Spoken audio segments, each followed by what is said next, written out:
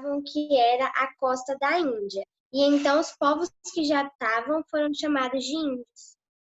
Sim, exatamente. Na dúvida, né? Negro eles sabiam que não eram, porque estava visível, né? Porque o índio tem uma pele bem queimada do sol, mas não chega a ser negro, né? É um dourado queimado do sol, né? Então, na dúvida se é indiano ou não, vamos chamar de indiano. Pronto, acabou. Ah, Deus. Então, pois eles não sabiam a localização exata, então os chamaram de índios.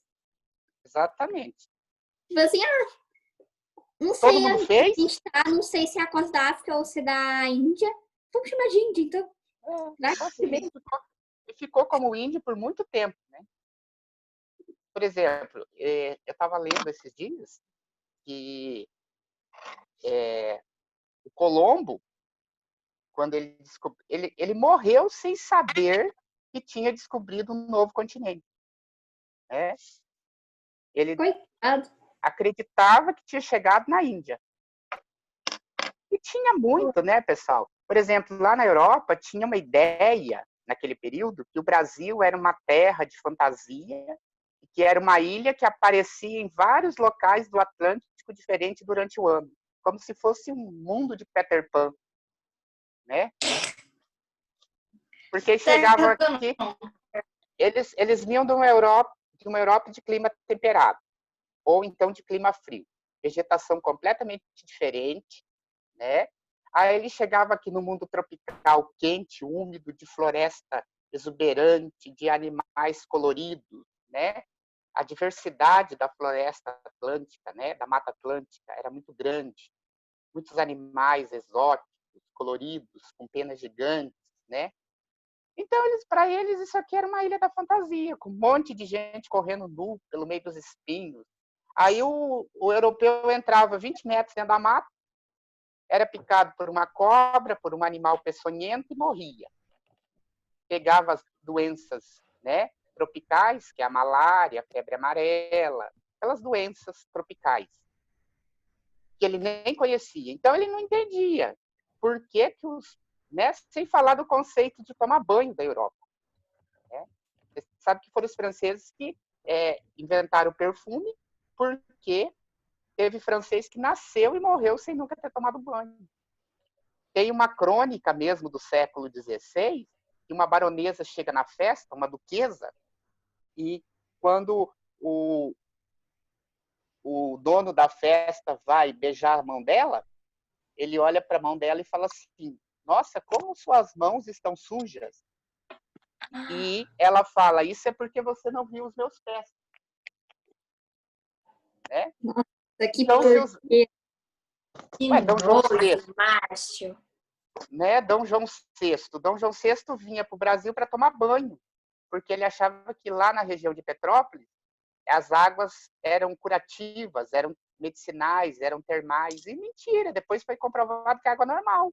É porque quando Nossa, professor, o Brasil devia ser muito bonito, né? Cheio de árvore, deveria ser um lugar bom. Agora você imagina o rei. O rei era gordo. Usava umas roupas... Não, ele era gordão mesmo, né? Usava umas roupas de veludo, de tecidos grossos, né? Com capa, com manto. Ficava o dia inteiro sentado, comendo. Aí, depois de 3, 4 meses sem tomar banho, o corpo dele começava a dar ferida, naquelas dobras da gordura. Assim. Aí, o que acontecia? Aí, ele ia lá para Petrópolis, porque disse que lá tinha uma mina de água que era medicinal. Mentira, porque daí ele chegava lá, ele tomava banho, aí as feridas começavam a sarar, né? Fazia asepsia, tirava todas aquelas sujeiras do corpo, limpava aquelas feridas, tudo. Aí, automaticamente, o corpo começa a cicatrizar, né?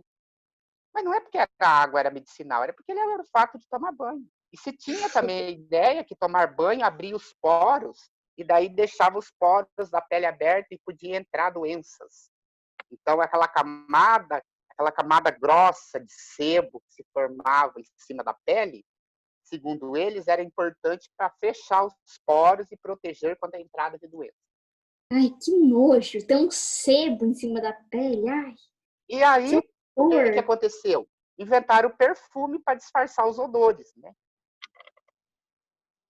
Não, por isso que lá tem uns perfumes fortes, né? Porque deve ser pra não cheirar caatinga, tá, tem que tá tem que virar o perfume assim, né?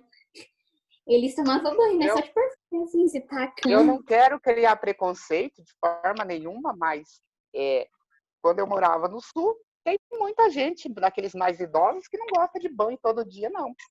Quando tá frio, não é todo mundo que toma banho lá, não.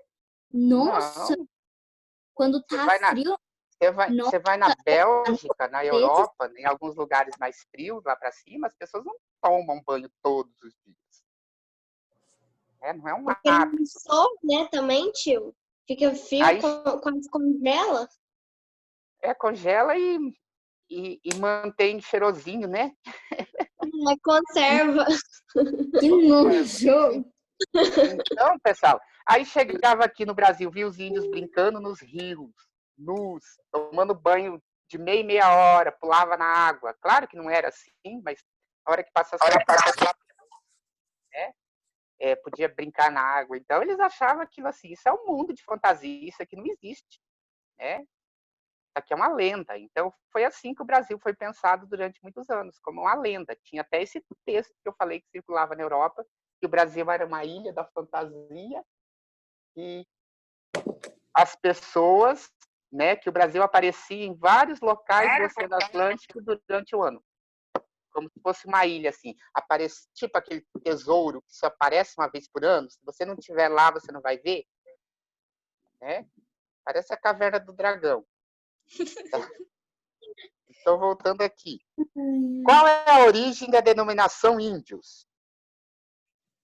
Porque em 1942, quando Cristóvão Colombo chegou ao Brasil, ele achou que tinha chegado nas Índias. Tá. Pois, enquanto? 1900? 1492. Disfarça. 1492?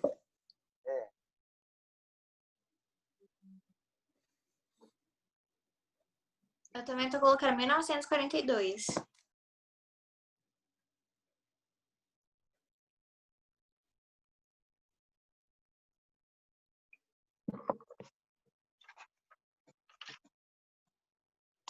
Em 1492. Pensaram que tinha chegado na... Cristóvão na... Colombo achou que tinha chegado nas Índias. E, na verdade, ele chegou lá nas Antilhas, onde hoje é o Haiti. Oh, mas devia ser muito estranho, tipo, navegar naquela época, porque você saía sem rumo, né? Porque você saía meio sem saber pra onde você ia parar, né? Não tinha instrumento, Você tipo, outra entrava coisa. e seja o que Deus quiser. Os navios eram à vela, então tinha que aproveitar a direção do vento, né? E naquele tempo ainda não tinha criado nem as velas triangulares, que deu mais impulso, era as galetas com uma vela só, né? Então era muito difícil a navegação, demorava muito tempo, né? Por exemplo, quando eles chegaram ao Brasil, eles queimaram 2 esquadras, 2 naus, porque as pessoas, demorou demais a viagem, e as pessoas ficavam doentes com uma doença chamada escorbuto. Não sei se vocês já estudaram lá em ciências, que é a falta, né, de vitamina C no corpo. A pessoa fica mentalmente perturbada, vai ficando fraca, vai, vamos dizer assim, decaindo a saúde da pessoa e ela começa a ter alucinações, né? Por quê? Porque eles ficavam vários meses sem ter acesso a nenhuma fruta, nem limões, nem laranja, né? Nos barcos. E a comida também apodrecia, tanto que eles usavam as especiarias vindo da Índia não para conservar a comida, mas para disfarçar o cheiro de podre, né? Tem relatos de diários de navegadores que chegaram assim, nessas viagens, não chegavam no lugar conforme eles pensavam, a previsão de data de chegar. Às vezes demorava 1 mês, 2 a mais, a comida acabava. Então, dentro dos navios começava a ter um comércio clandestino. Os capitões, as pessoas mais importantes, pegavam a comida e começavam a vender para aqueles que tinham dinheiro. E aqueles que não tinham dinheiro, automaticamente, eram obrigados a comer os ratos dos porões, as baratas. Ah, uma baratinha passando pelo convés. Né? Era um prato delicioso. A ponto deles chegarem, né, a comer as velas do navio, que era feita de couro de animal. Eles amarravam ela, jogavam no mar para que ela amolecesse, para depois comer. E sobre essa questão da doença, é, porque num dos navios que viajavam juntos, geralmente era um comboio de navios, né? Um desses navios que viajavam juntos, as pessoas começaram a ter alucinações pela falta de vitamina C no corpo. Foram enfraquecendo. O quê? Eles achavam que eram demônios que tinham possuído as pessoas. Aí o que eles fizeram? Eles colocaram fogo nos navios para poder espantar os demônios que estavam seguindo a viagem. Então, assim, tinha muito uma ideia religiosa, muito presente, muito envolvida com mitos, né? Aquelas ideias que no oceano havia monstros gigantescos que podiam comer os navios, os marinheiros. Até hoje tem o conto da sereia lá, não tem? Que a sereia ela aparece para os marinheiros, encanta os marinheiros e levam ele para o alto mar e tentam seduzi-los e eles acabam morrendo e não voltou. Não voltou porque o barco virou. Não voltou porque teve uma tempestade, que bateu numa pedra. Não tem sereia que chamou ninguém lá para o meio do mar.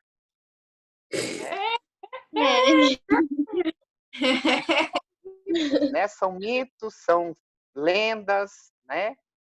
Que fazem parte da cultura brasileira, mas como folclore, não como verdades, né? É a mesma coisa quando vocês aprenderam lá no 5º ano, quando vocês estudaram folclore, não foi no 5º ano?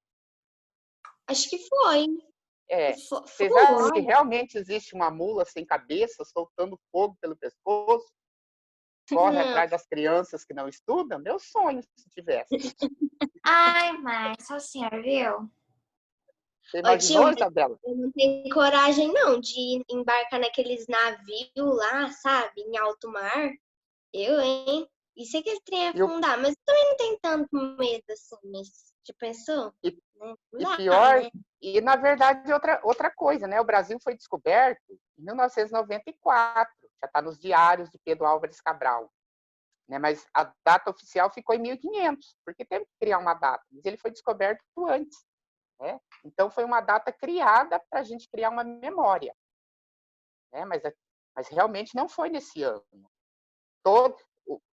Precisava construir uma história, né? Agora, no ano 2000 mesmo, teve uma comemoração lá na Bahia para comemorar os 500 anos do descobrimento. Olha que vexame, mandaram fazer uma nau, igualzinha do Pedro Álvares Cabral, e trouxeram ela. Quando colocou no porto, na Bahia, na hora da comemoração, ela afundou.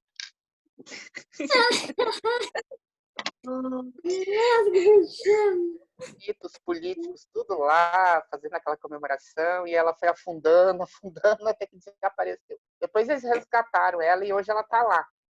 É uma réplica, tá? Mas isso aconteceu. Outra coisa, pessoal, quando a gente fala de índio, a gente tem que imaginar que as tribos indígenas são muito diferentes, falam línguas diferentes, têm hábitos diferentes, né? E o Brasil tinha milhões de aldeamentos indígenas. O que é uma aldeia? É um conjunto de índios que falam a mesma língua e a mesma cultura, né? E eles estão unidos. E geralmente os índios também não moram todos juntos. Tem um povo indígena ali. Eles vão viver tudo lá na cabana, no meio do mato, todos juntos. Não. Se a população indígena é muito grande, eles dividem. Porque senão a floresta não consegue suprir eles de alimentos, se for uma população muito grande. Então, tem uma aldeia aqui, mais 20 quilômetros para baixo do rio tem outra. Por quê? Porque tem uma área gigante para eles poderem caçar. Se ficar todo mundo junto, eles vão ter que caçar mais longe, porque os alimentos vão acabar, então vai ficar mais difícil. Então eles vão dividindo. É igual a abelha. Por que a abelha solta enxame todo ano? Porque senão fica uma população muito grande e não vai ter pólen para todo mundo. Aí precisa construir outra família, né? Então as aldeias indígenas eram assim. É a mesma coisa, quando a gente imagina a aldeia de índio, um monte de casa circular. Nem todo mundo era assim. Tinha uns que faziam em forma de meia-lua, tinha a casa do chefe central no meio, né? Tinha outras aldeias que era uma construção gigante, que todo mundo morava lá dentro, e cada um tinha o seu fogo e o seu lugar, sem paredes nenhuma. Você já imaginou 200 famílias morando dentro de uma única palhoça, sem paredes, sem nada, só com as suas redes armadas e cada um com seu fogo. Cada um com seu quê? Com fogo. Oh. Porque dali em volta do fogo eles armavam a rede e era a casa dele, mas só que dentro da mesma construção, sem paredes nenhuma dividida. Uma família mora nesse canto de cá, outra família mora mais ali, o chefe geralmente morava no meio, né? E eles vão ocupando os lugares lá dentro. Eu estava vendo uma reportagem de uma tribo, que agora eu não lembro o nome, lá da Amazônia, por exemplo, as mulheres, quando elas têm reclamações dos homens, pelo menos para essa tribo, não significa que é para todas, elas não reclamam dos homens. Elas reclamam para o chefe. E daí o chefe que vai falar com o homem. Ela não reclama direto para o marido. Sério? É. Elas têm Que horror. tipo Aí ela vai lá no... elas vão lá no chefe da tribo e reclama dele. Aí o chefe da tribo chega lá e pega ele pelo pé. Mesma coisa se o homem tiver alguma reclamação da mulher, ele não reclama diretamente para ela. Reclama para o chefe e o chefe vai lá e conversa com ela. Coitado do chefe, tem que se meter no meio das famílias. Então tem que cuidar de todos, né? Por exemplo, os Yanomamis. Os Yanomamis, quando a mulher suspeitava que ela estava grávida de uma menina, ela ia ter o parto dela escondido lá no mato. E lá mesmo ela abandonava a criança. Porque para os Yanomamis é vergonhoso se ter uma filha mulher. Que horror! Inclusive Eu a tava mulher, na cara daquele chefe. se ela ter uma filha mulher, o marido pode até espancá-la muito violentamente, que às vezes pode levá-la até a óbito. Mas agora a gente tem que entender por quê, né? Porque senão vira preconceito. Parece ser uma coisa horrorosa. Coisa? Essa tribo? Não, não assim, dessa forma não. Graças a Deus. Porque, nossa, Mas se vocês analisarem, por que será que fazia isso? E daí o interessante, olha só como que tudo se explica na antropologia, a organização das sociedades. Tudo tem um motivo. Nada acontece simplesmente porque, eu não gosto de menino, então vamos matar as crianças que forem do sexo feminino. Não. Por quê? Porque quando tinha um grupo de rapazes pronto para casar, e fazer os rituais para se tornar homem e poder casar e constituir uma família, aí não tinha mocinhas para poder casar. Aí casava com quem? Aí o chefe da tribo tinha que organizar uma guerra para eles invadir uma outra tribo e roubar as moças da outra tribo. Aí trazia para casar com os meninos. Por quê? Porque as filhas mulheres eram abandonadas nas florestas e acabavam morrendo. A princípio, parece ser uma coisa irracional e insana, não é? Parece Mas uma olha coisa só. mais boa. Mas agora se a gente começar a entender o porquê. Primeiro, quando eles matavam as meninas, né, as criancinhas recém-nascidos do sexo feminino, e quando os homens cresciam e precisavam de moças para casar, e eles iam buscar em outra tribo, eles estavam fazendo cruzamento de sangue. Isso permitia que o irmão não casasse com parente para poder não nascer crianças doentes. Ou então que fosse refinando a raça. Porque quando você mistura a raça, geralmente o desenvolvimento da raça posterior é maior. Né? É a mesma coisa um boi lá no pasto. Precisa cruzar ele com outro sangue para que fique uma raça boa. Né? As etnias porque indígenas se também... se tivesse um filho irmão com irmão, ia chegar uma hora que ia ser tudo irmão, né? E depois também aparecem doenças, né? Aparecem muitas doenças, muita questão de deficiências, né? Deficiência mental, deficiência física. Quando o sangue é compatível, as crianças podem nascer com essas deficiências. Então, já resolvia isso. Em segundo lugar, controlava a população, porque daí muitos morriam na guerra e controlava a população, né? Então, são práticas diferentes. Por exemplo, uma antropóloga francesa, ela passou 3 meses com uma tribo indígena lá no Amazonas. Inclusive, ela escreveu um livro sobre esse trabalho de campo dela. E aí ela lembra que quando ela estava no rio tomando banho com as mulheres, que primeiro os homens descem tomar banho e depois o grupo das mulheres com as crianças. Eles não tomam banho juntos. Tá? Aí ela narrava no livro dela que as mulheres indígenas olhavam para o corpo dela nu dentro do rio e tiravam sarro, assim, riam dela.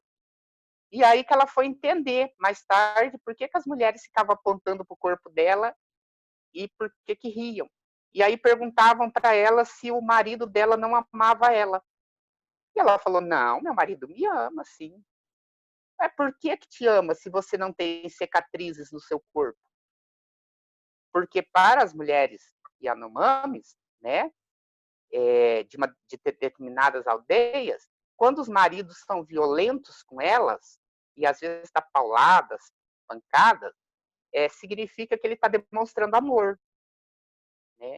Então, quanto mais cicatrizes, né?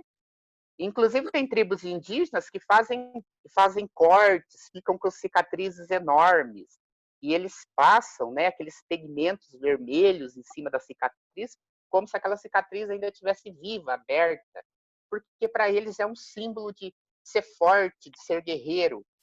Então são hábitos, né? Hábitos que a gente não contesta, que a gente Povo entende, doentio, né? professor. Se Cada um com machuca. seus modos, né? Com seus hábitos. Tipo assim, a gente, pra se sentir bonita, a gente passa uma base, um trem, e eles fazem um corte no meio da cara. Exatamente. Igual os africanos que vieram para o Brasil. Cada africano, eles faz esclarificação nas peles. Né? Eles furam a pele para ficar cheio de cicatrizes, fazem cortes. Os índios também colocam aqueles alargadores na boca, na orelha. Você não vê pessoas com aqueles alargadores na orelha? Aqui, hoje em dia, na nossa sociedade, Sim, com aquele já buracão todo mundo tem aquele treco. né? A pessoa acha bonita, né? Quando tira aquilo, fica aquele corão mole caído aqui que dá para pendurar um sino. Não, coisa mais horrível. O gosto da pessoa, né? Gosto, cada um tem um, né? Então, não, depois que tira, que nem você falou, fica aquela orelha caída, aquele trem. Não prejudicando os outros, né? Pode fazer o que